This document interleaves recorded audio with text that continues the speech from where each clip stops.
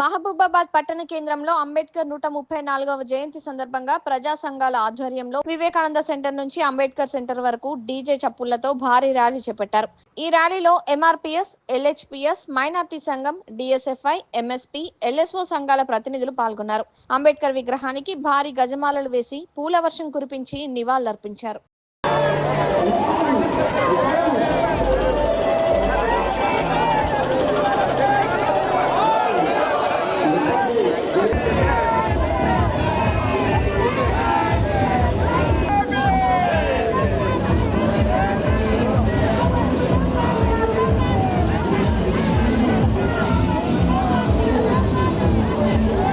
చరిత్రని తారుమారు చేసినటువంటి మనం ఇవాళ ఇక్కడ మాట్లాడగలుగుతున్నాం।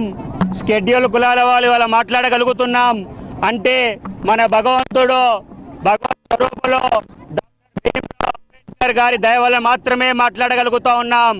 ఇవాళ అంతటి మహనీయుడి జన్మదినాన్ని పురస్కరించుకొని ఇవాళ మహబూబాబాద్ జిల్లాలో సుమారు వందలాది మంది వివేకానంద్ చౌక్ నుంచి అంబేద్కర్ చౌక్ వరకు ర్యాలీగా వచ్చి ఇవాళ డాక్టర్ భీమ్రావ్ అంబేద్కర్ గారికి నివాళులు అర్పించడం జరిగింది।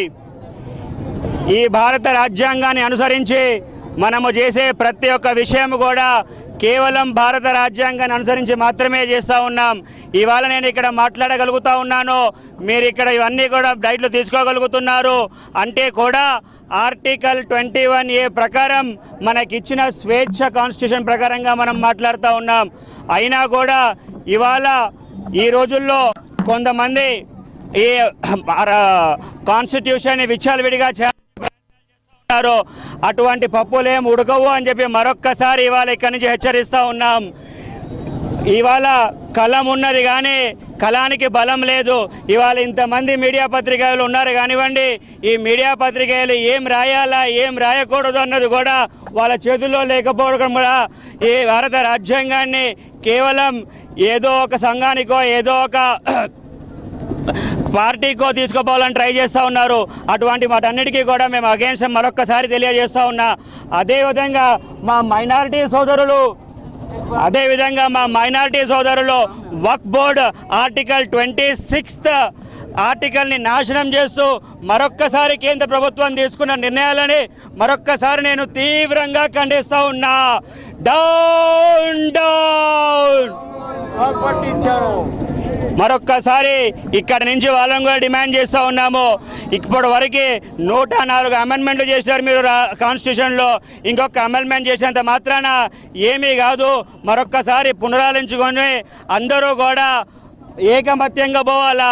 కేవలం ఏదో ఒక కులానికో ఏదో ఒక మతానికో సంబంధించిన రాష్ట్రం కాదు, దేశం కాదు మనది। ప్రతి ఒక్క కులం ప్రతి ఒక్క మతానికి సంబంధించిన దేశం కాబట్టి అందరూ కలిసి రాజ్యాంగాన్ని ఏ విధంగా అయితే గౌరవించుకోవాలో ఆ విధంగా గౌరవించుకుందాం।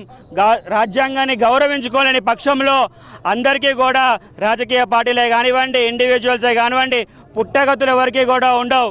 కాబట్టి ఇప్పటి నుంచైనా సరే రాజ్యాంగాన్ని గౌరవించుకొని డాక్టర్ బాబాసాహెబ్ అంబేద్కర్ చేసినటువంటి రాజ్యాంగాన్ని పరిపూర్ణంగా మనం ఫాలో అవుదామని చెప్పి